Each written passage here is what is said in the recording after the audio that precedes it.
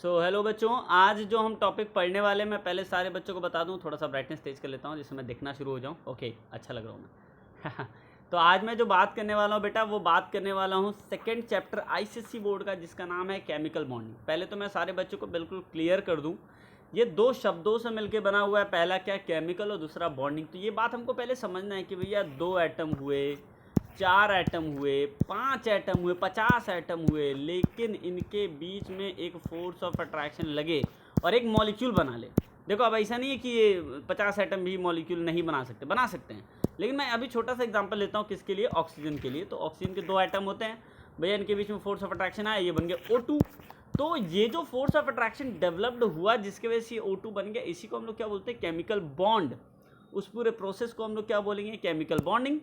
ये बातें आप समझ रहे होंगे। तो देखो, यही डेफिनेशन में लिखा भी है कि भैया एक केमिकल बॉन्ड क्या, एक फोर्स ऑफ अट्रैक्शन है जो 2 या 2 से अधिक एटम को क्या करता है, जोड़ा रहता है इन अ स्टेबल मॉलिक्यूल। उसको हम लोग क्या बोलेंगे, केमिकल बॉन्ड। फेनोमेनन प्रोसेस वाले को क्या बोलते हैं, केमिकल बॉन्डिंग। बात समझिए। तो मैं आपको पहले एक छोटी सी बात बता दूं, हमें पढ़ना क्या क्या है। स्कोप ऑफ सिलेबस जो है 2021 तक ये है, तो 2021 के अलावा बेटा 22 में भी यही रहेगा। मैं आपसे ये कह रहा हूँ, आपको पढ़ना क्या क्या है। पहले आपको जानना है इलेक्ट्रोवैलेंट क्या होता है, कोवलेंट क्या होता है, कोऑर्डिनेट बॉन्डिंग क्या होता है। मतलब 3 तरह की मेनली बॉन्डिंग जो है उसके बारे में आपको जानना है। इलेक्ट्रोवैलेंट बॉन्डिंग में इलेक्ट्रॉन डॉट स्ट्रक्चर से आप कैसे कंपाउंड बना लेंगे, क्या क्या कैरेक्टरिस्टिक्स होती हैं। कोवलेंट बॉन्डिंग में भी same line, electron dot structure, क्या क्या कैरेक्टरिस्टिक्स होंगी। कोवलेंट बॉन्ड 2 तरह से बढ़ जाता है, पोलर और नॉन पोलर, वो क्या होता है। कोऑर्डिनेट बॉन्डिंग क्या होगी, उनमें लोन पेयर इफेक्ट कैसे होगा सब में, ठीक है। मीनिंग क्या होता है लोन पेयर का, ये सब कुछ हमको जानना है। अब सबसे पहले आइए बच्चों, हम लोग स्टार्ट ही कर देते हैं। सबसे पहला टर्म जो आया केमिकल बॉन्ड, आई थिंक वो आप समझ गए हो। लेकिन आप पहले एक चीज़ समझो कि भैया ये केमिकल बॉन्ड क्या ज़रूरी है कि सिर्फ एक एटम के बीच में हो, नहीं, ऐसा कोई ज़रूरी नहीं है। वो एटम से भी हो सकता है भैया, 2 मॉलिक्यूल से भी इंट्रैक्शन हो सकता है, आयन से भी इंट्रैक्शन हो सकता है। तो पहले हम इन तीनों का डेफिनेशन जान लें भैया, होते क्या क्या है ये। तो एटम आप सभी बच्चे जानते हो कि एक स्मॉलेस्ट यूनिट ऑफ मैटर जो एक केमिकल रिएक्शन में पार्टिसिपेट करता है, उसको हम लोग क्या बोलेंगे, एटम। एटम के भी और छोटे टुकड़े हो सकते हैं, किसमें प्रोटॉन, न्यूट्रॉन और इलेक्ट्रॉन में। जब 2 या 2 से अधिक एटम आपस में कंबाइंड होंगे तो वो मॉलिक्यूल बनाएंगे, ये कन्फर्म है। 2 या 2 से अधिक, जब भी जैसे मान लो 2 एटम कंबाइन हुए तो भी मॉलिक्यूल बनेगा बेटा, तीसरा भी कंबाइन हो गया इससे तो भी ये मॉलिक्यूल बनाएंगे। ऐसा नहीं कि ये मॉलिक्यूल नहीं बनाएंगे। तो मतलब हम आपको जो चीज़ समझाना चाह रहे हैं वो ये है कि 2 और मोर एटम जब भी कंबाइन होंगे वो क्या बनाएंगे, मॉलिक्यूल। और जो भी इन एटमों के बीच में फोर्स ऑफ अट्रैक्शन लगेगा, जिसकी वजह से वो एक स्टेबल मॉलिक्यूल बन जा रहे हैं, उसको हम लोग क्या बोलेंगे बच्चों, केमिकल बॉन्ड।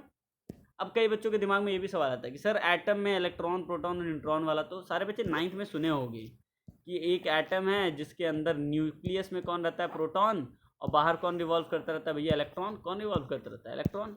तो मैं आपको एक बेसिक चीज़ बता दूं, अगर एक एटम है, आयंस नहीं, अगर एक एटम है तो उसमें इलेक्ट्रॉन और बेटा प्रोटॉन दोनों होते हैं बराबर। न्यूट्रॉन हो सकता है वो डिफर कर जाए या सेम भी हो सकता है। याद क्या रखना हमको इसमें, इंपॉर्टेंट क्या क्या चीज़ें हैं कि प्रोटॉन का मास +1 होता है, सॉरी चार्ज +1 होता है, इलेक्ट्रॉन पे चार्ज -1 होता है। मास की जब मैं बात करूँगा तो प्रोटॉन और न्यूट्रॉन का मास नियर अबाउट सेम ही होता है, इसलिए 1 AMU लिख दिया, एटॉमिक मास यूनिट। AMU को हम लोग बोलते हैं atomic mass unit. But electron का मास बच्चों इतना कम होता है कि इसको हम लोग नेग्लिजिबल मान लेते हैं। ऐसा नहीं है कि एकदम कुछ नहीं होता है लेकिन बहुत कम होता है, इसलिए हम उसको क्या मान लेते हैं, नेग्लिजिबल।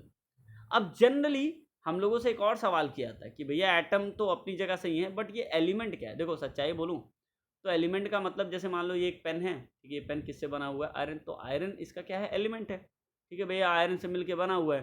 तो जनरली एलिमेंट कितने तरह के होते हैं आप पहले सोचो। एक होता होगा मेटेलिक एलिमेंट, एक होता होगा नॉन मेटेलिक एलिमेंट। कई बच्चे सवाल भी करते हैं सर मेटेलिक एलिमेंट कैसे पता चलेगा। तो देखो, आपको जैसे ही पता चले कि इलेक्ट्रॉन डोनर बोल दिया गया किसी को, वो मेटेलिक एलिमेंट होंगे। इलेक्ट्रॉन एक्सेप्टर बोल दिया जाए किसी को, वो नॉन मेटेलिक एलिमेंट होंगे। यही तुमको समझना है कि इलेक्ट्रॉन डोनर जब बोले तो वो क्या होंगे, मेटेलिक, और इलेक्ट्रॉन एक्सेप्टर बोलेगा तो क्या होंगे, वो नॉन मेटेलिक। शायद ये बातें आप सारे बच्चे समझ भी रहे हो, ठीक है। अब और क्या तरीके हैं, तो देखो मेटल्स के जो वैलेंसी होते हैं वो +1, +2, +3 होते हैं, लेकिन ये कहीं लिखा हुआ नहीं दिखेगा। और क्या तरीका है सर, वैलेंस इलेक्ट्रॉन अगर इनका 1 या 2 या 3 हो जाए ये मेटल्स आ जाएंगे कैटेगरी में। और अगर मान लो वैलेंस इलेक्ट्रॉन बच्चों 4, 5, 6, 7 आ गया तो किस में आ जाएंगे, नॉन मेटल। मान लो 8 आ गया तो नोबल गैस में आ जाएंगे, ये भी याद रखिएगा। अगर 8 है आउटर मोस्ट में तो वो नोबल गैस की कैटेगरी में आ जाता है। आउटर मोस्ट के लिए तो हम शब्द यूज़ करते थे क्या, वैलेंस इलेक्ट्रॉन।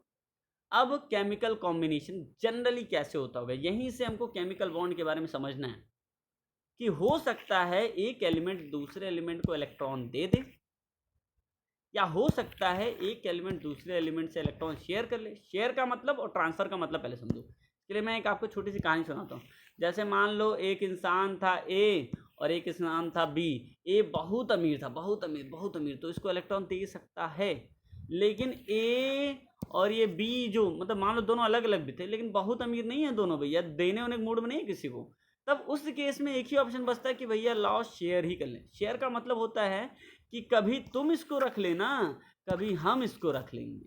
तो शेयर का मतलब ही यही होता है कि कभी तुम इसको रख लेना, कभी हम इसको रख लेंगे। तो केमिकल कॉम्बिनेशन जनरली दो तरह से होगा, या तो ट्रांसफर ऑफ इलेक्ट्रॉन बच्चों, या तो शेयरिंग ऑफ इलेक्ट्रॉन।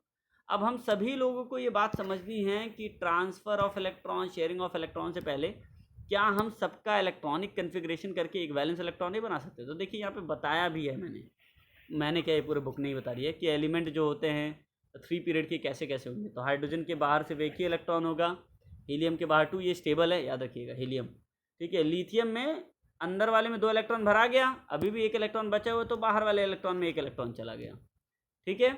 फिर चौथा आता है बेरिलियम की बात करें तो बेरिलियम का एटॉमिक नंबर कितना होता है 4, तो पहले वाले में 2 भरा गया, बचा कितना 2, तो 2 भरा गया इसमें। बोरॉन का 5 होता है तो 2 पहले में भरा गया, 3 यहाँ 5। कार्बन का 6 तो 2,4, नाइट्रोजन का 7 तो 2,5, ठीक है। ऑक्सीजन का 8 तो 2,6, फ्लोरीन का 9 तो 2,7। ऐसे करके पूरा इलेक्ट्रॉनिक कन्फिग्रेशन बनाना है। तो मुझे लगता है कि कुछ बच्चे टैलेंटेड हैं भी, जानते भी हैं, लेकिन हाँ कुछ एक्सेप्शंस हैं जो आपको याद रखने हैं। जैसे कैल्शियम में 2, 8, फिर 8 ही होगा और फिर 2 लिखेंगे। मतलब यहाँ 18 वाले नियम पे मत चले जाना कि सर 2, 8, 18 लिख दे, क्या नहीं जाना भी नहीं पूरा, मतलब जो आप एक्सपेक्टेशन कर रहे हो सब गलत हो जाएगा। मतलब जो आप आंसर एक्सपेक्टेशन कर रहे हो सब आपका गलत आने वाला है सर, ठीक है। तो ये नहीं करना है हमको, ठीक है। अब हम लोग आते हैं केमिकल बॉन्डिंग। मैंने आपको पहले बताया कि भैया कितने तरह की केमिकल बॉन्डिंग हो सकते हैं, एक तो ट्रांसफर से और एक शेयरिंग से। तो मेनली 2 तरह के बॉन्डिंग होते हैं। मेनली कितने तरह के बॉन्डिंग होते हैं, 2 तरह के। कौन कौन हो सकते हैं, या तो हो जाए भैया इलेक्ट्रॉन का ट्रांसफर, मेरी बात समझिएगा, या तो इलेक्ट्रॉन का ट्रांसफर, याद रखिए जब इलेक्ट्रॉन का ट्रांसफर होता है तो एक कंपाउंड बनाता है, उसको बोलते हैं इलेक्ट्रोवैलेंट। और जब शेयरिंग होता है तो वो बनाता है कोवैलेंट। सारे बच्चे इस बात को समझिएगा। अगर ट्रांसफ़र होगा बच्चों तो क्या बनाएगा, इलेक्ट्रोवैलेंट, और अगर शेयरिंग होगा तो क्या बनाएगा, कोवैलेंट। अब नेक्स्ट मुद्दा आता है कि केमिकल बॉन्ड हम समझ गए कि फोर्स ऑफ, बार बार यही चीज़ आ रहा है कि भैया एक ऐसा फोर्स ऑफ अट्रैक्शन जो 2 या 2 एटम्स के बीच में हो एक स्टेबल मॉलिक्यूल को, उसको हम लोग क्या बोलेंगे, केमिकल बॉन्डिंग। मैं आपको पहले एक छोटी सी बात क्लियर कर दूं, नोबल गैस के पास जो होता है इलेक्ट्रॉनिक कन्फिग्रेशन वो पहले से स्टेबल होता है, इसीलिए ना ही ये इलेक्ट्रॉन लूज़ करता है, ना ही गेन करता है, ना ही शेयर करता है। इसीलिए हम लोग इसको इनर्ट या अनरिएक्टिव भी बोलते हैं। बट जिनके इलेक्ट्रॉनिक कन्फिग्रेशन नोबल गैस के अलावा कुछ भी होते होंगे, याद रखिएगा बेटा, उनका आउटर मोस्ट शेल, बाहर वाला शेल इनकम्प्लीट होता है। अब अगर वो भैया इनकम्प्लीट है तो वो कुछ ना कुछ तो कोशिश करेगा, या तो इलेक्ट्रॉन डोनेट करके अपने आप को फुलफिल्ड करेगा, या शेयर करेगा, कुछ तो करेगा। तो इसीलिए कहता है कि भैया अदर देन नोबल गैसेज जो होते हैं वो अनस्टेबल उनका इलेक्ट्रॉनिक कन्फिग्रेशन होता है। आउटर मोस्ट शेल क्या होता है, इनकम्प्लीट होता है, जिसकी वजह से या तो वो लूज़ करेंगे, या तो गेन करेंगे, या तो शेयर करेंगे, कुछ भी करेंगे। आप खुद सोचो, कोई भी एलिमेंट लूज गेन शेयर कुछ भी कर रहा है तो वो तो बेटा हो गया क्या, रिएक्टिव। वो क्या हो गया, रिएक्टिव। अब हम बस खाली आपसे नेक्स्ट मुद्दे पे किस बात कर रहे हैं कि केमिकल बॉन्डिंग के बारे में अगर हम लोग बात करें तो कौन सा रीज़न है जिससे केमिकल बॉन्डिंग होता होगा। मैंने आपको पहले बोल दिया भैया कि उनका इलेक्ट्रॉन फुलफिल्ड नहीं है, वो स्टेबल होना चाहते हैं जैसे नोबल गैस हैं। अगर वो स्टेबल हो जाएं तो भैया वो क्या करेंगे, केमिकल बॉन्डिंग नहीं बनाएंगे। लेकिन जब तक स्टेबल नहीं तब तक तो केमिकल बॉन्ड बनाने के चक्कर में रहेंगे, यानी इलेक्ट्रॉन डोनेट, शेयर, एक्सेप्ट कुछ करने के चक्कर में होंगे। तो यानी केमिकल बॉन्डिंग क्यों होता है, कारण इसके पीछे क्या है कि हर जो एटम है, हर एटम वो stable electronic configuration nearest noble gas के पास जाने की कोशिश करता है। नियरेस्ट नोबल गैस का मतलब, अब मैं आपको छोटा सा हिंट देता हूँ। जैसे एक का इलेक्ट्रॉनिक कन्फिग्रेशन है 281, एक का है 287। अब आप ये बताओ, मैं आपको क्लियर कर दूं, 28 नियॉन का होता है, 288 आर्गन का होता है। ये बताओ ये किसके पास जाने की कोशिश करेगा, नियॉन के पास कि आर्गन के पास? तो कई बच्चे आर्गन बोल रहे हैं, अरे होशियार, एक अगर डोनेट कर दे तो हीलियम के पास, नियॉन के पास पहुंच जाएगा, 7 एक्सेप्ट करे तो यहां तक पहुंचेगा। तो कौन आसान है भैया, एक डोनेट करना। तो मतलब ये नियॉन के पास क्यों जाने को, क्योंकि पास उसके वही है, इसीलिए नियरेस्ट शब्द यूज किया गया है। और यहाँ पर क्योंकि ये भैया आर्गन के बहुत पास है, एक इलेक्ट्रॉन बस के लिए एक्सेप्ट करना है, तो इसका नियरेस्ट कौन होगा, आर्गन। यही शब्द वहां यूज किया समझाने के लिए, मैं आपको बता रहा था। अब स्टेबल इलेक्ट्रॉनिक कन्फिग्रेशन 2 रूल पे चलता है, या तो 8 इलेक्ट्रॉन यानी ऑक्टेट रूल पे, या तो ड्यूप्लेट रूल। ड्यूप्लेट रूल बेटा सब पे नहीं फॉलो होता, मैं आपको पहले ही सजेस्ट कर दे रहा हूँ। वो मेनली हाइड्रोजन के लिए है। कई बच्चे कहते हैं सर लिथियम बेरिलियम, देखो आप 10th में हो तो मैं बोल दे रहा हूँ ठीक है चलो उसको भी मान लो, 11th में आओगे तो ये नियम ही बदल जाएंगे। 10th तक मान सकते हो, मैं मना नहीं कर रहा हूँ, कोई बात नहीं मान लो, लेकिन 11th में ये चीज़ें नहीं आने वाली है। 11th में सिर्फ हाइड्रोजन ही है जो ड्यूप्लेट पे आता है, बाकी कोई ड्यूप्लेट मानते होते नहीं है, ठीक है। अब हम लोग आते हैं reason for chemical bonding between atoms, ये वाला तो सबको समझ में आ गया। अब कैसे अचीव करें, तो मैंने आपको पहले बताया, या तो इलेक्ट्रॉन ट्रांसफर या तो इलेक्ट्रॉन शेयरिंग। जब इलेक्ट्रॉन ट्रांसफर होगा तो बनेगा इलेक्ट्रोवैलेंट, या उसी को आयनिक कंपाउंड बोलते हैं। ऐसे कंपाउंड जिनमें इलेक्ट्रॉन का ट्रांसफर या इलेक्ट्रॉन की शेयरिंग हो उनको हम लोग आयनिक या इलेक्ट्रोवैलेंट कंपाउंड बोलते हैं। शेयरिंग उल्टा बोल दिया यार, ट्रांसफर हो, आई एम सॉरी, मैं जल्दबाजी में कुछ भी बोल दे रहा हूँ, पागल हो गया हूँ मैं। अच्छा तो मैं आपसे क्या कह रहा था, ना मेहनत किया है मैंने बच्चों, एक सेकेंड, मुझे ऐसा लग रहा है आपको मेरी शायद आवाज़ नहीं आ रही होगी सही से, तो मैं थोड़ा सा अच्छा काम कर लेता हूँ। कई लोग सोच रहे होंगे सर कौन सा अच्छा काम, मैं जा रहा हूँ माइक की स्पीड और अच्छी करने। यो, तो अब मेरी माइक की स्पीड होगी और ज्यादा अच्छी, अब आपको मेरी आवाज और खतरनाक आ रही होगी, तो मैं उस चीज को शायद करना भूल गया था। चलिए मैं आपसे क्या बात करने वाला हूं कि भैया कैसे आप केमिकल बॉन्डिंग गेन करेंगे, तो इलेक्ट्रॉन ट्रांसफर या तो इलेक्ट्रॉन शेयरिंग। जब बेटा इलेक्ट्रॉन का ट्रांसफर होगा तो इलेक्ट्रोवैलेंट या आयनिक कंपाउंड बनेगा, और जब इलेक्ट्रॉन की शेयरिंग होगी तो कोवैलेंट कंपाउंड बनेगा। क्लियर? कई बच्चे ये भी कहेंगे कि केमिकल बॉन्ड के लिए क्या क्या चीजें जरूरी है। याद रखिएगा, अगर आप आयनिक कंपाउंड बनाना चाहते हैं, याद रखिए अगर आप आयनिक कंपाउंड बनाना चाहते हैं तो एक डोनेट करना चाह रहा है और एक एक्सेप्ट करना चाह रहा है, तो भैया जो डोनेट करना चाह रहा है अगर उसको बहुत कम एनर्जी देने पे वो डोनेट कर दे, तो सोचो आसानी से आयनिक कंपाउंड बन जाएगा कि नहीं बन जाएगा। तो इसकी लो आयनाइजेशन क्या होगी, पोटेंशियल। जो डोनेट करना चाहता है, यानी मैं सिंपली बोल सकता हूं मेटल ही डोनेट करते हैं, और जो एक्सेप्ट कर रहा है अगर उसकी खींचने की टेंडेंसी बहुत ज्यादा हो जाए तो भैया उसका कंपाउंड का फॉर्मेशन बहुत तेजी से होगा। यानी नॉन मेटल की इलेक्ट्रोनेगेटिविटी बहुत तेज हो, बहुत ज्यादा हो, या तो दूसरा इलेक्ट्रॉन एफिनिटी भी इनका क्या हो भैया, बहुत ज्यादा हो, तब तो बेटा ये आसानी से क्या बना लेंगे, कंपाउंड। तो यही यहाँ पे टर्म भी दिया कि आयनाइजेशन पोटेंशियल मेटल का क्या हो भैया, बहुत कम, और जिससे आसानी से बना ले कैटायन, और नॉन मेटल के इलेक्ट्रॉन एफिनिटी वो क्या हो, ज्यादा हो। इलेक्ट्रोनेगेटिविटी डिफरेंस यानी नॉन मेटल का बहुत ज्यादा हो और मेटल का बहुत कम हो, तब आसानी से आयनिक कंपाउंड बन जाते हैं। सवाल, कोवेलेंट कंपाउंड फिर कैसे बनाएंगे, मैं आपको बताता हूं। देखिए कोवेलेंट कंपाउंड बनाने के लिए पहली चीज ionisation potential, electron affinity, electronegativity, ये सब का सब दोनों एटम का क्या होना चाहिए भैया, बहुत ज्यादा होना चाहिए। क्या होना चाहिए, बहुत ज्यादा होना चाहिए। और इलेक्ट्रोनेगेटिविटी डिफरेंस अगर आप देखेंगे तो बहुत कम ही है, ऐसा ना बहुत बड़ा डिफरेंस आ जाए। जब बहुत बड़ा डिफरेंस आ जाएगा भैया तब तो आयनिक ही बन जाएगा, लेकिन अगर डिफरेंस कम आएगा तो वो क्या बनेगा, कोवेलेंट कंपाउंड। अब सवाल कि सर हम कोवेलेंट कंपाउंड बनाएंगे कैसे। देखो कोवेलेंट कंपाउंड में एक चीज होता है, एक मेटल इलेक्ट्रॉन ट्रांसफर करता है, नॉन मेटल इलेक्ट्रॉन एक्सेप्ट कर लेता है। तो पहले आप एक चीज सोचो, ये इलेक्ट्रॉन ट्रांसफर कब करेगा, मेटल जब गैस स्टेट में होगा तब इलेक्ट्रॉन ट्रांसफर करेगा। अच्छा मान लो इलेक्ट्रॉन ट्रांसफर कर दिया तो मेटल खुद क्या बन जाएगा, मेटल आयन, कैटायन बन गया। नॉन मेटल इलेक्ट्रॉन एक्सेप्ट करेगा, वो भी गैस स्टेट में जब होगा तब। अब वो इलेक्ट्रॉन एक्सेप्ट कर रहा है, आप खुद सोचो जब वो बेटा इलेक्ट्रॉन एक्सेप्ट कर रहा है तो क्या बनेगा, नॉन मेटल पे आयन लेकिन नेगेटिव यानी एनायन बन जाएगा। हम ये कह रहे हैं कोई भी कैटायन और एनायन ही तो एक दूसरे को अट्रैक्ट करेंगे, पॉजिटिव नेगेटिव तो एक दूसरे को अट्रैक्ट करके कंपाउंड बनेगा। तो यही होता भी है, यही होता है बेटा इसमें कि एक मेटल इलेक्ट्रॉन लूज करेगा, देखो यहां स्टेबल हो गया, Na की बात कर रहा है, मान लो ये Cl है 287, इलेक्ट्रॉन क्या कर लिया, एक्सेप्ट कर लिया इलेक्ट्रॉनिक कन्फिग्रेशन। अब ये जो पॉजिटिव और नेगेटिव के बीच में जो फोर्स ऑफ अट्रैक्शन डेवलप्ड होगा, यानी कैटायन और अनायन के बीच में बेटा जो फोर्स ऑफ अट्रैक्शन डेवलप्ड होगा उसी को हम लोग बोलते हैं आयनिक बॉन्ड या इलेक्ट्रोवैलेंट बॉन्ड। और जो कंपाउंड बनता है इनसे वो क्या बनता है, इलेक्ट्रोवैलेंट कंपाउंड या आयनिक कंपाउंड। तो जनरली हमको एक चीज समझ में आया कि भैया इलेक्ट्रॉन का ट्रांसफर होगा। अब कई बच्चे पूछते हैं कि इलेक्ट्रोवैलेंसी क्या होती है। मैं आपको बता दूं, इलेक्ट्रोवैलेंसी बोलता है कितने नंबर ऑफ इलेक्ट्रॉन डोनेट हुए हैं मेटल या कितने नंबर ऑफ इलेक्ट्रॉन एक्सेप्ट हुए हैं बाई नॉन मेटल, वो इसकी कहलाती है इलेक्ट्रोवैलेंसी। याद रखिएगा यहां पे आपको चार्जेस जरूर बताने हैं, वैलेंसीज। इलेक्ट्रोवैलेंसी का मतलब है मेटल जितने इलेक्ट्रॉन डोनेट किया उसको प्लस साइन से बताइए, नॉन मेटल ने जितने इलेक्ट्रॉन एक्सेप्ट किए उसको माइनस साइन से। कई बच्चे कह रहे हैं सर प्लस और माइनस क्यों? बेटा आप खुद एक चीज बताओ मुझे कि जब भी मैं बात करता हूं इलेक्ट्रॉन डोनेट की, तो आप ये बताओ एटम में तो भैया equal number of proton electron होते हैं, तो एक इलेक्ट्रॉन अगर चला गया तो प्रोटॉन एक तो ज्यादा होगा ना, तो क्या उसमें पॉजिटिव चार्ज नहीं आएगा? और नॉन मेटल है मान लो भैया उसके पास प्रोटॉन इलेक्ट्रॉन पहले बराबर थे लेकिन एक इलेक्ट्रॉन और एक्सेप्ट हो गया, तो आप फिर सोचो जब एक एक्स्ट्रा इलेक्ट्रॉन एक्सेप्ट हो गया बेटा तो क्या उसके ऊपर नेगेटिव चार्ज नहीं होगा? बहुत आराम से हो जाएगा।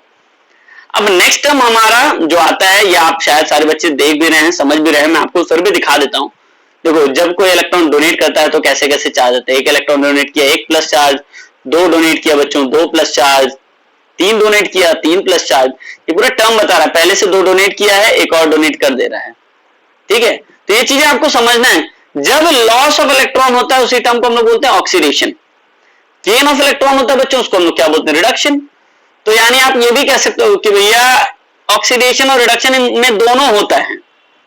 सीधी सी बात है भैया, आयनिक कंपाउंड में ऑक्सीडेशन और रिडक्शन दोनों होता है, तभी तो भैया एक कैटायन एक एनायन बनते हैं, ठीक है। चलो अब हम लोग आते हैं स्ट्रक्चर। देखो मैंने आपको जो टर्म्स बताया बस उसको तैयार रखिएगा।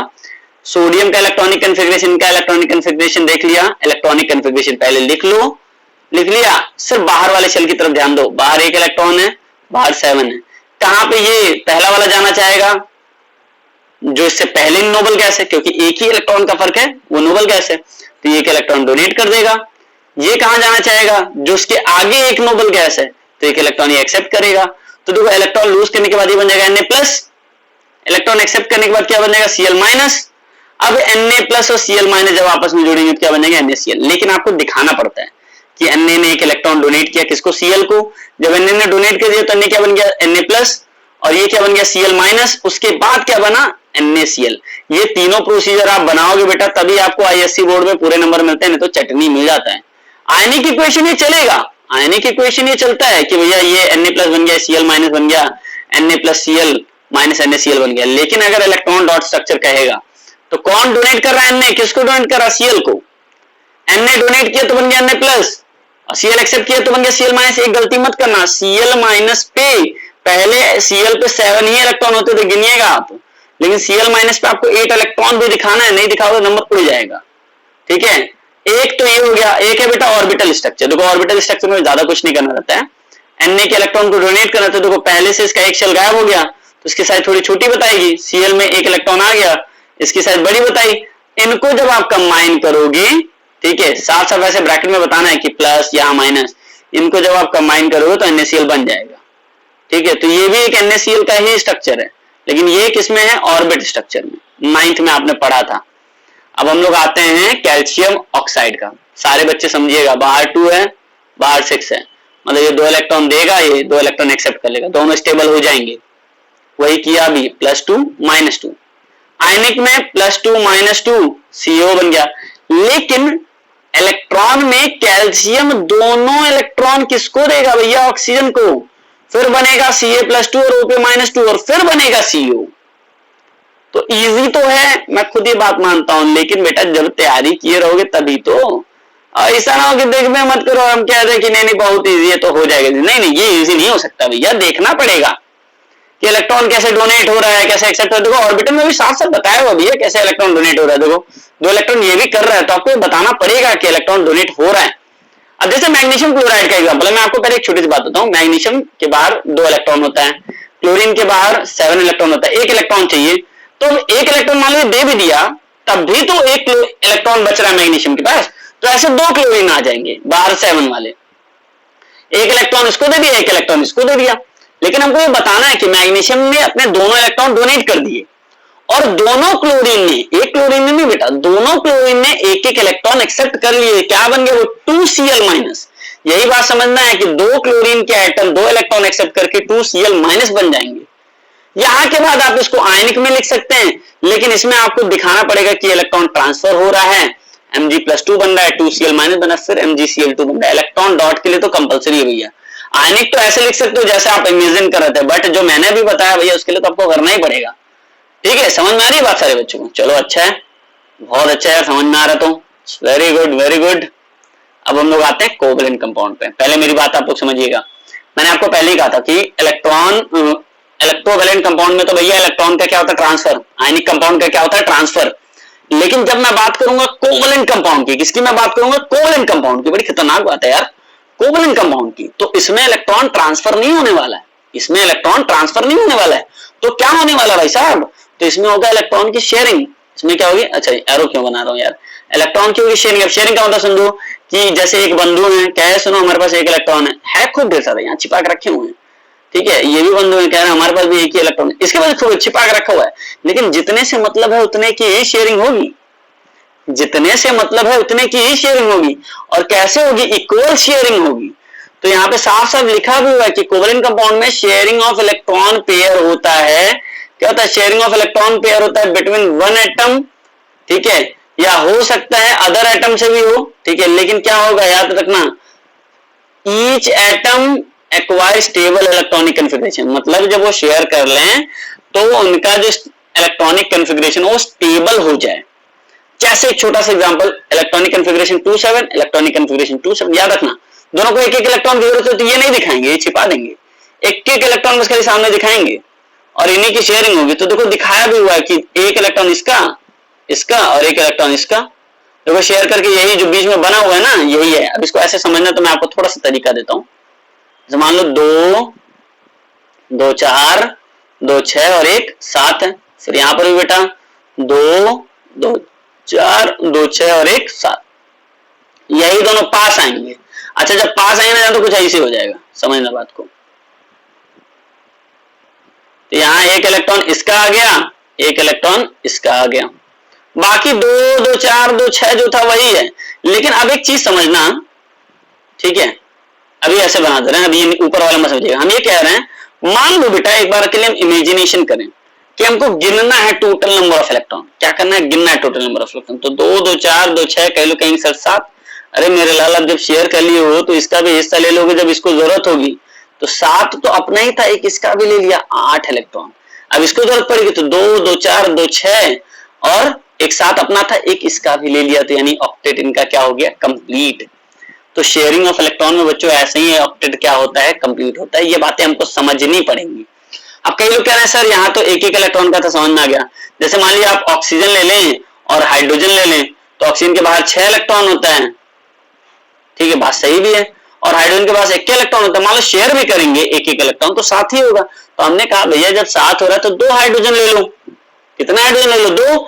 एक इससे शेयर करा लो, एक इससे शेयर करा लो। अब आप देखो जब जरूरत पड़ेगी, मान लो इस ऑक्सीजन को ऐसे डब्बा बना के कर दे रहे हैं, तो 2 2 4 2 6 तो अपने थे, लेकिन एक 7 और एक 8, ऑक्सीजन के 8 इलेक्ट्रॉन कंप्लीट हो गए। कई लोग कह रहे हैं हाइड्रोजन भी ऑक्टेट करेगा। ना ना, हाइड्रोजन ऑक्टेट नहीं, हाइड्रोजन ड्यूप्लेट करता है। तो एक अपना इलेक्ट्रॉन और एक इसका इलेक्ट्रॉन लेके अपना ड्यूप्लेट बना लिया। ये वाला भी एक अपना इलेक्ट्रॉन और एक इसका इलेक्ट्रॉन लेके क्या बना लिया? ड्यूप्लेट। बाप रे बाप, यानी इनका ड्यूप्लेट भी कंप्लीट हो गया। तो देखो मैंने आपको जो बोला था वही टर्म्स यहाँ पे यूज हैं कि कोवेलेंट बॉन्ड में क्या होता है भैया, इलेक्ट्रॉन की म्यूचुअल शेयरिंग होती है इलेक्ट्रॉन्स की, ठीक है। और इसके वजह से वो क्या बनाते हैं? एक कोवेलेंट कंपाउंड। जितने नंबर ऑफ इलेक्ट्रॉन शेयर होंगे उसके अकॉर्डिंग बॉन्ड बनता है। जैसे मान लो दो एटमों के बीच में एक ही इलेक्ट्रॉन शेयर हो तो एक सिंगल बॉन्ड बनेगा। 2 एटमों के बीच में 2 इलेक्ट्रॉन शेयर हो तो डबल बॉन्ड बनेगा। 2 एटमों के बीच में 3 इलेक्ट्रॉन शेयर हो गए तो ट्रिपल बॉन्ड। ये बॉन्ड है, ये जो बन रहा है 1 2 3, ये बॉन्ड है, ठीक है। अब आते हैं हम लोग नेक्स्ट मुद्दे पे, जिसको हम लोग बोलते हैं कोवेलेंसी। कोवेलेंसी बोलता है कि जितने नंबर ऑफ इलेक्ट्रॉन पेयर जो एक एटम शेयर करे, एक या एक से ज्यादा एटम में, चाहे वो सेम हो या डिफरेंट काइंड का हो, उसको हम लोग क्या बोलेंगे? कोवेलेंसी। उसको हम लोग क्या बोलेंगे बच्चों? कोवेलेंसी। अब नेक्स्ट टर्म कई लोग पूछेंगे सर कोवेलेंसी को निकालेंगे कैसे, जैसे ऑक्सीजन मान लो बेटा 2 शेयर किया तो उसकी कोवेलेंसी 2 हो जाएगी, हाइड्रोजन एक ही शेयर किया तो उसकी कोवेलेंसी 1 हो जाएगी, क्लोरीन भी एक ही शेयर किया तो इसकी कोवेलेंसी भी 1 हो जाएगी, यही समझना है। अब देखो कोवेलेंट कंपाउंड बेटा दो हिस्सों में बढ़ गए, मैं पहले आपको क्लियर कर दूं, एक होता है नॉन पोलर कोवेलेंट कंपाउंड, एक होता है पोलर कोवेलेंट कंपाउंड। देखो नॉन पोलर कोवेलेंट कंपाउंड में जनरली क्या होता है कि अगर शेयर्ड पेयर ऑफ इलेक्ट्रॉन है, मान लो दोनों इलेक्ट्रॉन शेयर कर रहे हैं तो वो इक्वली डिस्ट्रीब्यूटेड हो, इक्वली उनमें डिस्ट्रीब्यूशन हो। बट पोलर कोवेलेंट कंपाउंड में ऐसा नहीं होगा, शेयर्ड पेयर ऑफ इलेक्ट्रॉन है जो अनइक्वली डिस्ट्रीब्यूटेड होंगे। अब कई बच्चों दिमाग में हो रहा है सर ऐसा कैसे हो सकता है, ये जानते हो कब हो सकता है बेटा, जब मान लो अनइक्वली डिस्ट्रीब्यूटेड का मैं बता रहा हूं, दो एटम है इनमें ये ज्यादा पावरफुल है, पी मींस पावरफुल, ये लेस पावरफुल है। तो अगर ये लेस पावरफुल है, मान लो दोनों के इलेक्ट्रॉन शेयर करने और भैया इलेक्ट्रॉन शेयर करो इलेक्ट्रॉन शेयर करो, तो आपको पता होगा जो पावरफुल होता है वो खींच लेता है इलेक्ट्रॉन को, तो अपनी तरफ ये खींचने लगा, मतलब इसके इलेक्ट्रॉन को भी अपनी तरफ खींचने लगा। तो आप खुद बताओ ये किस तरह का डिस्ट्रीब्यूशन होगा, खींच का मतलब पूरा लेके नहीं चला गया, लेकिन अगर खींच रहा है तो किस तरह का डिस्ट्रीब्यूशन होगा, खुद सोच कर बताइए, सारे बच्चे ये सोच कर बताइए किस तरह का डिस्ट्रीब्यूशन होगा। भैया ये होगा अनइक्वल डिस्ट्रीब्यूशन। ये कैसा होगा, अनइक्वल डिस्ट्रीब्यूशन, किनके बीच में, सारे बच्चे ये भी सोचिए किनके बीच में अनइक्वल डिस्ट्रीब्यूशन होगा, दो एटमों के बीच में, कारण इलेक्ट्रोनेगेटिविटी दोनों की अलग अलग है और बहुत ज्यादा डिफरेंस आ जा रहा है इस वजह से। तो अब भैया जो इलेक्ट्रॉन खींच के अपनी तरफ लेके गया होगा उसके ऊपर पार्शियल नेगेटिव, जिसकी तरफ से दूर जा रहा होगा उसके ऊपर पार्शियल पॉजिटिव साइन लगा दिया। देखिए मैं जो चीजें बोल रहा हूं वो है यहां पर, देखिए साफ साफ लिखा हुआ है। HCl में देखिए क्लोरीन ज्यादा इलेक्ट्रोनेगेटिव है, अपनी तरफ खींचा तो पार्शियल नेगेटिव, हाइड्रोजन से दूर गया बेटा तो पार्शियल पॉजिटिव चार्ज डेवलप हो गया। लेकिन क्या बताइए यहाँ दोनों ऑक्सीजन ही है तो कौन ज्यादा इलेक्ट्रोनेगेटिव है, कई लोग कह रहे सर ये वाला ऑक्सीजन, अरे होशियार, जब दोनों ऑक्सीजन है तो दोनों ही सेम इलेक्ट्रोनेगेटिविटी शो करेंगे, तो कहीं इलेक्ट्रॉन खींच के जा नहीं पाएगा, तो इनमें चार्ज सेपरेशन नहीं होता है। चार्ज सेपरेशन ना होने की वजह से इनके ऊपर कोई चार्ज ऐसा कुछ भी नहीं आएगा, कुछ भी नहीं आएगा। लेकिन इनमें पोलर कोवेलेंट कंपाउंड में क्या होता है, चार्ज सेपरेशन होता है, जिसकी वजह से अलग अलग हमको चार्जेस दिखते हैं। अब सवाल कि सर इसमें कंपाउंड कैसे बने, मैं आपको छोटा सा हिंट देता हूं, एक हाइड्रोजन आया एक इलेक्ट्रॉन लेकर, दूसरा भी हाइड्रोजन आया एक इलेक्ट्रॉन लेके, तो ये शेयरिंग करेंगे, आपस में पास आएंगे, कुछ इस तरह से इनका ऐसे शेयरिंग हो जाएगा। समझिएगा बात को, यहीं पे दोनों के इलेक्ट्रॉन रखा गए और ये ड्यूप्लेट बना लिया, जब इसको जरूरत होगी बेटा तब ये ड्यूप्लेट बना लेगा, जब इसको जरूरत होगी तब ये ड्यूप्लेट बना लेगा। ये क्या बन गया भैया, हमारा एक कोवेलेंट कंपाउंड, यही है इसका इलेक्ट्रॉन डॉट स्ट्रक्चर। कई लोग कहते हैं ये ऑर्बिटल स्ट्रक्चर है, हाँ सही है, अगर वैसे दिखाना है तो एक एक इलेक्ट्रॉन दिखाइए और एक बॉन्ड बना दीजिए, तो इससे भी हमको समझ में आता है कि एक इलेक्ट्रॉन दोनों साइड से एक एक इलेक्ट्रॉन क्या हुआ है, शेयर हुआ है। बात समझ में आया। अगर मान लो हमको क्लोरीन का इलेक्ट्रॉन डॉट बनाना हो Cl2 का, तो Cl रखिए 7 इलेक्ट्रॉन में से 6 इलेक्ट्रॉन छिपा दीजिए, क्या कर दिए, छिपा दीजिए, और बचे हुए एक इलेक्ट्रॉन को क्या कर दिए, शेयर कर दीजिए, बचे हुए एक इलेक्ट्रॉन को क्या कर दिए बेटा, शेयर कर दीजिए। तो ये जब इसको जरूरत होगी क्लोरीन को लेकर भाग गया 8 हो गया, जब इस क्लोरीन को जरूरत होगी तो ये लेके भाग गया 8 हो गया, यानी यहां से इनकी क्या हो जाती है बेटा, स्टेबिलिटी हो जाती है। होपफुली ये आपको बहुत ज्यादा मदद कर रहा होगा, मैं खुद भी समझ रहा हूं कि आपको ये आसान लग रहा है, लेकिन प्रैक्टिस करते रहिए मेरे लाल, जितना प्रैक्टिस करेंगे उतना ज्यादा इजी होगा। देखिए ऑक्सीजन का भी बताया, अब कैसे पता चलेगा सर कितने इलेक्ट्रॉन, देखो बाहर ऑक्सीजन के 6 हैं बेटा, 2 इलेक्ट्रॉन और चाहिए, तो भैया कम से कम 2 इलेक्ट्रॉन की शेयरिंग तो होनी चाहिए ना, तो डबल बॉन्ड यानी बना दीजिए 2 ऑक्सीजन के बीच में। हाँ लेकिन अब मान लो मैं कह दूं H2O, तो भैया ऑक्सीजन के बाहर 6 इलेक्ट्रॉन है, 2 इलेक्ट्रॉन चाहिए, तो एक हाइड्रोजन यहां से हेल्प करेगा किधर से, मतलब सिंगल बॉन्ड बनेंगे, क्योंकि एक एक इलेक्ट्रॉन की हेल्प हो रही है। लेकिन अगर मान लो मैं नाइट्रोजन का एग्जांपल ले लूं, तो नाइट्रोजन के बाहर कितने इलेक्ट्रॉन है, तो बेटा 5, कितने इलेक्ट्रॉन चाहिए, 3, तो तीनों इलेक्ट्रॉन आपस में आएंगे शेयर करने के लिए, तो ट्रिपल बॉन्ड बन जाएगा। लेकिन अब मान लो NH3 का एग्जांपल ले लें, तो बात समझिएगा 3 बॉन्ड बनेंगे, लेकिन कैसे अलग अलग, एक इधर से हाइड्रोजन, एक इधर से हाइड्रोजन, एक इधर से, और एक इनका वैलेंस इलेक्ट्रॉन ऐसे बना हुआ। इसी को हम लोग लोन पेयर इलेक्ट्रॉन कहते हैं, इसी को बेटा हम लोग क्या कहते हैं, लोन पेयर इलेक्ट्रॉन, इसी को हम लोग क्या कहते हैं, लोन पेयर इलेक्ट्रॉन, मतलब ऐसा इलेक्ट्रॉन जो पार्टिसिपेट ना हुआ हो और बाहरी हो, उसको हम लोग क्या बोलेंगे, लोन पेयर इलेक्ट्रॉन। आशा करता हूं इतनी चीजें तो मेरे लाल आप लोगों को समझ में आ गई होंगी, बहुत इजी है, बहुत टफ नहीं है, बट हाँ कोशिश क्या करनी है कि समझना पड़ेगा। जैसे वो कार्बन टेट्राक्लोराइड का एग्जांपल दे दिया, तो एक कार्बन बीच में भैया, चारों तरफ क्लोरीन, सब एक एक इलेक्ट्रॉन शेयर करेंगे। क्यों करेंगे? क्योंकि क्लोरीन एक के इलेक्ट्रॉन शेयर करेगा ही, तभी इसका ऑक्टेट कंप्लीट होगा। 4 कर लेगा तो नुकसान हो जाएगा। ठीक है, अब मीथेन का देखो, मीथेन होता है CH4, बना लीजिए, मुझे बोलने की जरूरत नहीं, आप खुद बनाएंगे। आप टैलेंटेड है मुझे लग रहा है, ये आपको समझ में आ रहा है, लेकिन दिया है देख लीजिए, मैं मना नहीं कर रहा हूं, लेकिन समझिए कैसे बनाना है। अब देखिए जैसे H2O का स्ट्रक्चर है, ये मैंने आपको पहले ही बता दिया कैसे बनना है, देखिए ध्यान से। और जैसे मान लो बेटा NH3 का, ये भी आपको बता दिया। तो शायद आप धीरे धीरे सब कुछ समझते जा रहे हो, बट मैं ये चाह रहा हूं बेटा कि थोड़ा सा आपको ध्यान देना है इस पूरे पॉइंट पे जो मैं आपको समझाने की कोशिश कर रहा हूं। अब आइए चलिए हम लोग चलते हैं नेक्स्ट पॉइंट पे, जिसका नाम है कोऑर्डिनेट बॉन्ड। देखो कोऑर्डिनेट कोवेलेंट से अलग होता है, कारण जैसे मान लो एक ऑक्सीजन है, दूसरा ऑक्सीजन है, इलेक्ट्रॉन शेयर किया। अच्छा यहाँ पे ना इनका ऑक्टेट जो है वो कंप्लीट हो गया, बात समझिएगा, यहाँ पे इनका ऑक्टेट क्या हो गया बेटा? कंप्लीट हो गया। 4 2 6 2 8। अब एक तीसरा ऑक्सीजन आ रहा है, अब एक क्या हो रहा है? तीसरा ऑक्सीजन आ रहा है, ये गलती से बन गया, इस पे ध्यान मत दीजिएगा। हम ये कह रहे हैं एक तीसरा ऑक्सीजन भी आ रहा है, इसको भी इलेक्ट्रॉन शेयर करने हैं। ये दोनों क्या हो गया? स्टेबल।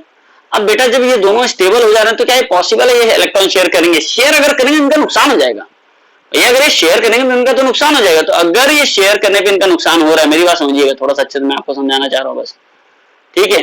तो उस केस में ये दोनों इलेक्ट्रॉन में से एक इलेक्ट्रॉन यहीं रहेगा और एक इलेक्ट्रॉन इधर आके खुद ही, मतलब अपने ही इलेक्ट्रॉन से क्या कर रहा है? शेयरिंग। मतलब इनके इलेक्ट्रॉन से कोई इन्वॉल्वेशन नहीं, वन साइडेड शेयरिंग जब हो, जब भी इलेक्ट्रॉन वन साइडेड शेयरिंग हो, दूसरे को क्या बनाने की कोशिश करे? स्टेबल। इसको हम लोग बोलते हैं कोऑर्डिनेट, इसीलिए हम स्ट्रेट एरो भी बना देते हैं। इस स्ट्रेट एरो का मतलब है एक इलेक्ट्रॉन इस साइड है और एक इलेक्ट्रॉन इस साइड है, और इसकी हेल्प हुई, और कौन कर रहा है? एक ही एलिमेंट। इसको हम लोग क्या बोलते हैं बच्चों? कोऑर्डिनेट। अब इसको समझना है तो और सारे एग्जांपल्स देखिए, जैसे H3O+, तो पहले H2O का स्ट्रक्चर बना लो, ये धर धर धर धर धर धर धर धर धर बन गया। इसके बाद 4 इलेक्ट्रॉन बचे हुए हैं, कुछ अलग बन गया यहाँ पे, ठीक है। अब एक H+ आ रहा है बाहर से, H+ का मतलब हाइड्रोजन के पास एक भी इलेक्ट्रॉन नहीं, इसको 2 इलेक्ट्रॉन चाहिए। फिर वही काम, इनमें से एक इलेक्ट्रॉन इधर शिफ्ट हो गया और एक इलेक्ट्रॉन इधर शेयरिंग हो गया, इसको भूल जाइए, एरो बना दीजिए, मतलब कोऑर्डिनेट हो गया है। ये बहुत इंपॉर्टेंट था बच्चों, मैं इसीलिए आपको ये चीजें बताना भी चाह रहा था। अब यहाँ पे हमको टर्म समझना है कि भैया कोऑर्डिनेट बॉन्ड क्या है, इसका डेफिनेशन देखो, साफ साफ कह रहा है ऐसी कोवेलेंसी जिसमें कंबाइनिंग एटम में एक ही साइड से शेयर्ड इलेक्ट्रॉन, एक ही साइड से क्या हो? शेयर हो, both electrons coming from same atom, तो इनको हम लोग क्या बोलेंगे बेटा? Coordinate bond. अब जैसे NH4+ है, तो पहले NH3 का स्ट्रक्चर बना लो, बना लिया, इसके पास एक लोन पेयर है, H+ आ रहा है, रोते रोते कह रहा है भैया हमको भी शेयर करना है। अरे मेरे लाल, जब शेयर करना है तो यही तो मदद करेगा, अपने इलेक्ट्रॉन इधर किसका दिया और बना क्या लिया? कोऑर्डिनेट। याद रखिएगा जब आप कोऑर्डिनेट बनाते हैं तो पूरे ब्रैकेट के बाहर ऐसे प्लस बना दीजिएगा, तभी तो कोऑर्डिनेट कहलाएगा, ठीक है। अब एक लास्ट पॉइंट है, बहुत इंपॉर्टेंट पॉइंट है, ये भी सवाल पूछते हैं इसलिए मैं आपको बताना चाह रहा हूं, ठीक है। वो है कंपैरिजन बिटवीन इलेक्ट्रोवैलेंट एंड क्या? Covalent compound. मैं कुछ चीजों पे डिस्कस करूंगा, जरूर करूंगा क्योंकि इंपॉर्टेंट है। ये किस स्टेट में होता है? सॉलिड स्टेट में। ये ज्यादातर केस में गैस, लिक्विड या सॉफ्ट सॉलिड स्टेट में होता है। इनके बीच में फोर्स ऑफ अट्रैक्शन क्या होता है भैया? Electrostatic force of attraction between ions. इनमें होता है van der Waals force of attraction between molecules. याद रखिएगा, von der Waals force of attraction आपने सुना नहीं होगा, बट मैं आपको थोड़ा सा एकदम नोन करा रहा हूं। दो मॉलिक्यूल्स आपस में एक दूसरे को खींचे, उनमें जिस तरह का भी फोर्स ऑफ अट्रैक्शन डेवलप हो रहा होगा उसको हम बोलते हैं van der Waals force of attraction. Ionic compound non volatile in nature होते हैं, but covalent compound, most of covalent compounds क्या होते हैं? वोलेटाइल इन नेचर होते हैं। Melting of boiling point ionic compound का, मोस्ट ऑफ आयनिक कंपाउंड का high होता है, बट इनका लो होता है, ठीक है। कारण बस खाली यही है कि भैया इनमें von der Waals force of attraction है, इनमें क्या है? इलेक्ट्रोस्टैटिक फोर्स ऑफ अट्रैक्शन है। कंडक्शन की बात करें तो ये गुड कंडक्टर होते हैं, हीट और इलेक्ट्रिसिटी दोनों के, लेकिन सॉलिड स्टेट में ये बैड कंडक्टर होता है इलेक्ट्रिसिटी का, ये याद रखिएगा। कोवेलेंट भैया बैड कंडक्टर ही होगा, लेकिन कुछ ऐसे एग्जांपल हैं जो कंडक्ट करते हैं इलेक्ट्रिसिटी के, जैसे HCl हो गया, NH3 हो गया। जब हम इनको वाटर में डिसॉल्व करते हैं तो ये इलेक्ट्रिसिटी बेटा कंडक्ट करते हैं। सिर्फ HCl होगा तो शायद ना करे, लेकिन अगर पानी में डिसॉल्व हो जाएगा बेटा तो वो करेगा। NH3 वैसे नहीं करेगा, पानी में डिसॉल्व हो जाएगा तो करेगा, ठीक है। इनको कैसे हम करते हैं सेपरेट? तो इनको इलेक्ट्रोलिसिस मेथड से हम सेपरेट कर सकते हैं, ठीक है। और इलेक्ट्रोलिसिस भी कैसे करेंगे, मॉल्टन या एक्वस स्टेट में होना चाहिए, डायरेक्टली नहीं। इनको इलेक्ट्रोलाइज हम नॉर्मल कर ही नहीं सकते, याद रखिएगा, ये नॉर्मली इलेक्ट्रोलाइज नहीं हो सकते हैं, लेकिन पोलर कोवेलेंट कंपाउंड इलेक्ट्रोलाइज हो सकते हैं। इलेक्ट्रोलाइज का मतलब समझ रहे हो, टूट के इलेक्ट्रिसिटी से अलग अलग हिस्सों में हो जाए, जैसे NaCl Na और Cl2 अलग अलग हो जाए, तो वहां पे ये मेथड अप्लाई कर सकते हैं। नेक्स्ट मेथड हमारा आता है बेटा सॉल्युबिलिटी। मेरी बात समझिएगा, अगर मैं बात करूं सॉल्युबिलिटी की, तो सारे बच्चों को ये पता होना चाहिए कि ionic compound highly soluble in water होता है, बट कोवेलेंट कंपाउंड सब हाईली सोल्यूबल इन वाटर नहीं होते हैं, एक्सेप्ट पोलर।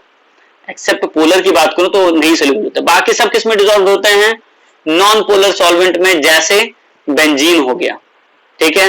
रिएक्शन ये हाई स्पीड आयनिक रिएक्शन के बेसिस पे चलते हैं, ये लो होते हैं, इनका मॉलिक्यूलर रिएक्शन थोड़ा स्लो होता है।